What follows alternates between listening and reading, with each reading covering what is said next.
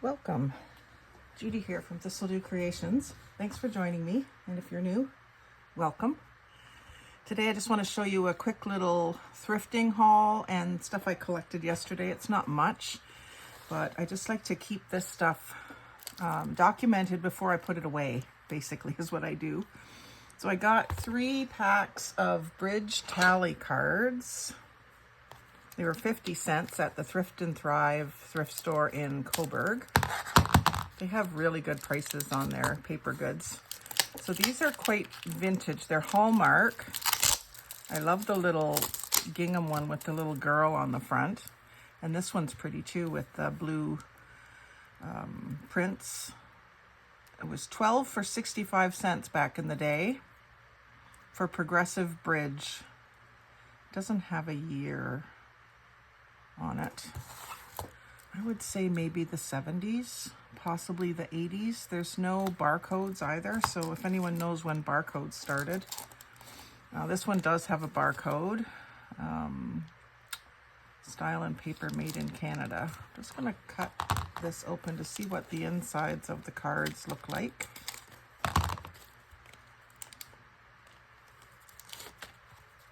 I like the pattern on this one too. It just looks like the kind of collage that we do these days.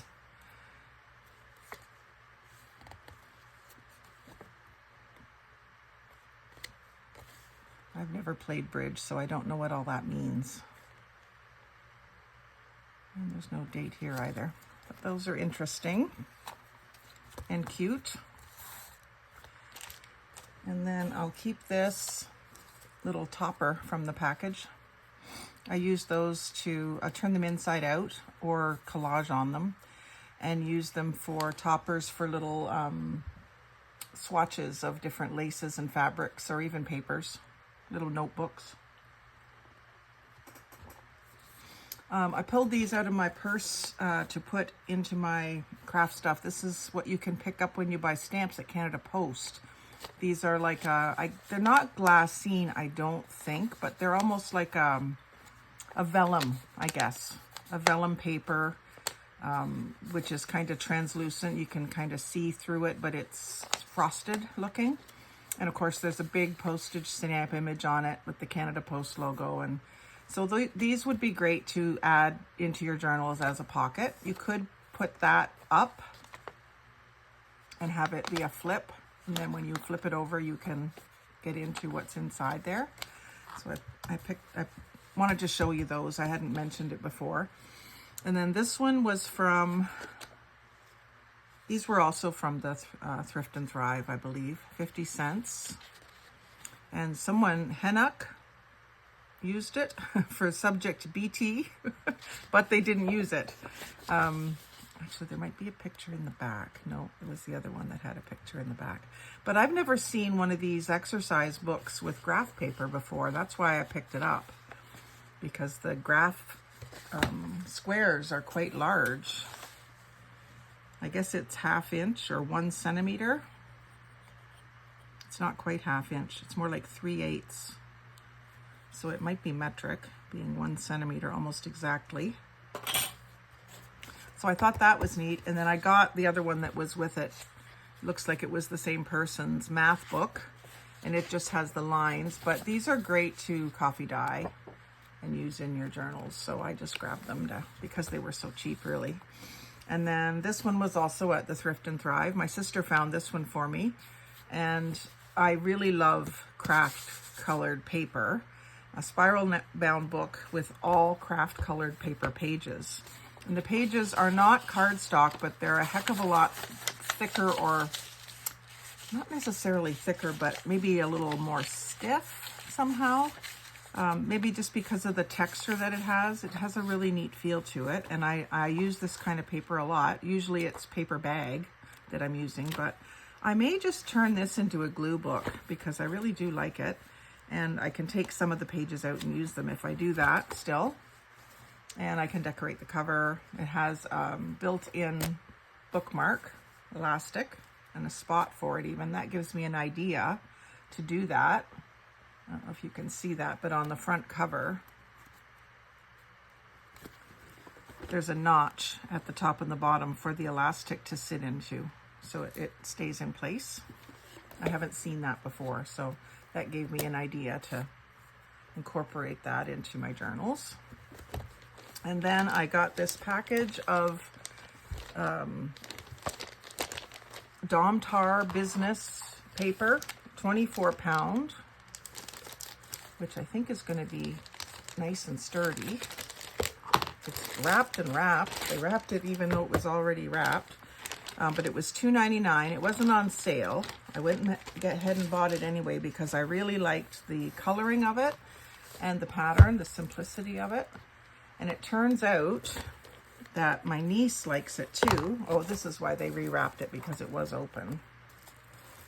They probably didn't want people taking pieces out of it. But it's 100 pieces, or the package says 100 pieces. Oh, and it's not cardstock. So 24-pound is fairly light. If you're confused about pound sizes for paper, it's like, I'll have to check what my copy paper is at work. I thought it was 80-pound, but it's fairly light. But my niece has asked me to make the number signs for the tables at her wedding reception.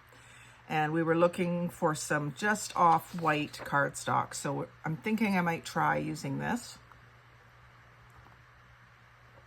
She doesn't want the bow in it, which is fine. I can trim out sections. I think the frames she's using are 4x6. So I can get a couple at least out of each one and still keep this ribbon or string. It's actually a string. But it's ivory with very faint gray dots or grayish black dots. And what she wants, she's using silver frames, so I thought that would work.